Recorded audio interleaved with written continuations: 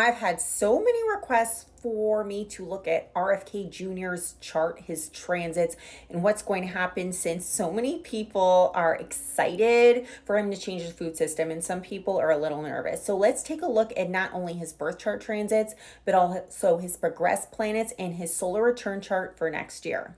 So finally, we have RFK Jr.'s real birth time now. This is his official birth time. It comes from RFK Jr. himself. You can look it up on astro.com. It is there. He is a Leo ascendant. So that means that his ruling planet is the sun. And that sun in Capricorn is in the sixth house. Okay. He also has a sixth house stellium. So the sixth house rules health, it rules good habits, it rules what we eat. It also rules our physical body. So Capricorn is very disciplined and, takes its time. So what that tells me here is that he's been having a plan for a long time of how he can help the healthcare system. And he also has a long-term plan for the future. So at the beginning of the year, let's see how RFK's sun and actually his Mercury and his Venus right here and his North Node in Cap too, which means he's destined to work in government, sixth house for, health purposes. Okay, so government is the Capricorn part and then sixth house is health purposes. So Uranus is right here. Okay, it is transiting his 10th house and it is trining over to his sixth house stellium. So especially with Uranus trining Sun, it is like he is changing things for the better, and it's very public, okay, very much involved with 10th house matters, government, 6th house health, Capricorn as well. Taurus also rules our root chakra, our food, so this is like the perfect transit for him for what he's doing.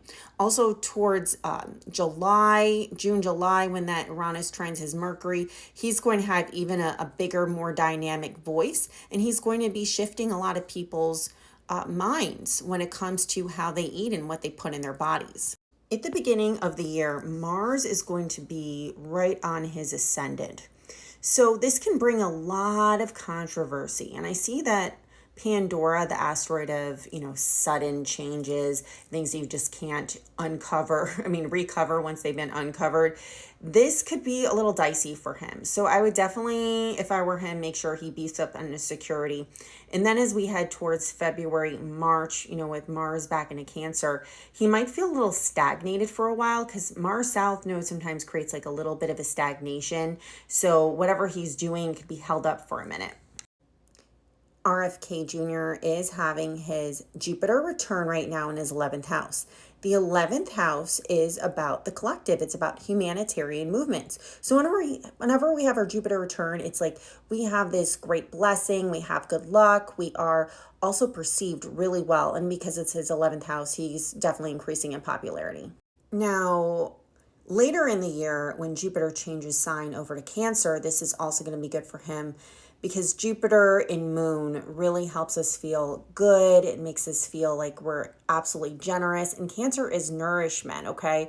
So he's going to really help people's mental health as well, since this is in the 12th house. And I feel like he's also going to be feeling quite good by the end of 2025. Also in 2025, as Saturn moves into his 9th house, and also North Node and Neptune will also be in his 9th house, the 9th house of foreign cultures, teaching, learning. This is going to help him fortify his position as an expert.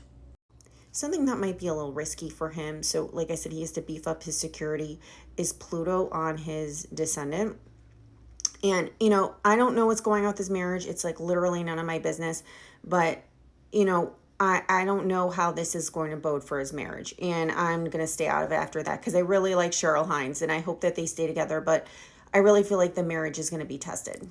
So I pulled up his progress chart and he only has one planet that just progressed into a different sign, and that is the moon. The moon progressed into his 5th house in Aquarius, and that Aquarius, yes, humanitarianism. I feel like he's definitely going to pour a lot of energy into the collective this year in 5th house. He's going to enjoy it as well. As for his solar return chart, it's his 11th house perfection year in 2025. He'll be 71.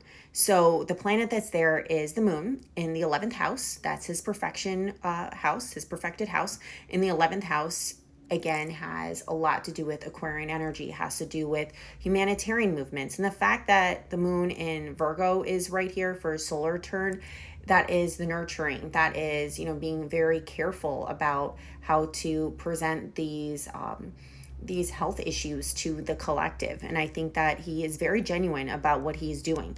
It is squaring over here to Jupiter in Gemini in his 9th house.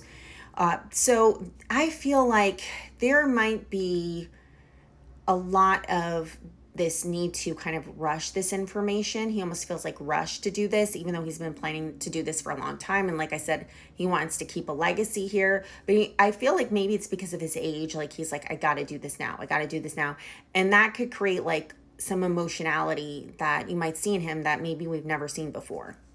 I could do the whole chart, but I'm not going to. I don't want you guys to stay here all day with this. But 6th house, look at this, the North Node in Aries. So the 6th house, once again, was the 6th house. The 6th house has to do with our physical bodies. He is taking charge, right? That is his destiny. That is the energetic destiny of his birth year next year, is that he is, or solar return next year, is that he is supposed to help lead the charge for people's physical autonomy, their health autonomy. It's not so that someone else could tell them what to do, but he's giving them the tools to do it.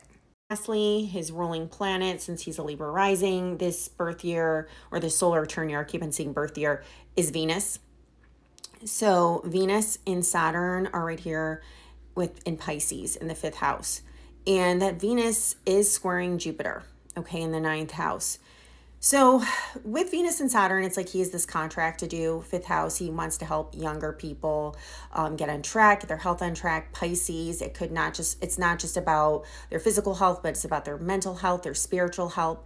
But with that square there to Jupiter and Gemini in the 9th, he might feel like he does not have the support sometimes that he needs, probably from the closest people to him, probably that being experts that are around him to kind of help him out with this. He might feel like he's kind of like all alone, and other people might not be as serious as him. Let me know what you think in the comments, and if you'd like to book your own personal reading at sarahashleyAstrology.com.